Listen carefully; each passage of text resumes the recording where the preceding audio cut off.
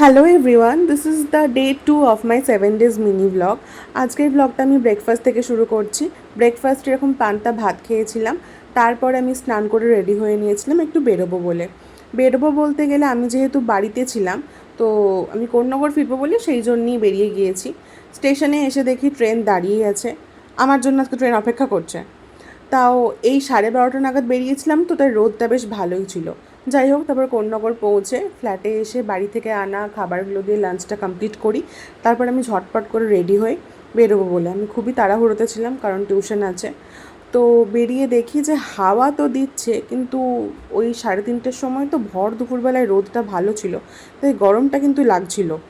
তো তারপরে পৌঁছে এসে বসে যাই, আর স্যারও এদিকে বসে যায় পড়ানোর জন্য। এতক্ষণ পর্যন্ত সবাই মন দিয়ে পড়ছিল, কিন্তু কিছুক্ষণের মধ্যে আমাদের কিছু ব্যাচমেটস হাতে কেক নিয়ে ঢোকে। কেন? সেদিন হচ্ছে স্যারের বার্থডে ছিল। তো স্যার এটা দেখে খুব শকড হয়েছিলেন এবং সাথে খুব খুশিও হয়েছিলেন। তো আমাদের বেশ মজাই হলো যে কিছুটা সময় একটু ফাঁকি দেওয়া যাবে, আমরা তো ফাঁকি খুঁজি। জোকস অ্যাপার্ট, স্যার এদিকে কেক কাটছে আর পিছনে অডিয়েন্স মানে দাঁড়িয়ে আছে। সবাই এখানে হাততালি দিয়ে দিয়ে স্যারকে উইশ করছে, আর কেক খাওয়াবে বলে একদম রেডি যে কখন কেকটা কাটা হবে, কখন কেকটা খাওয়া হবে।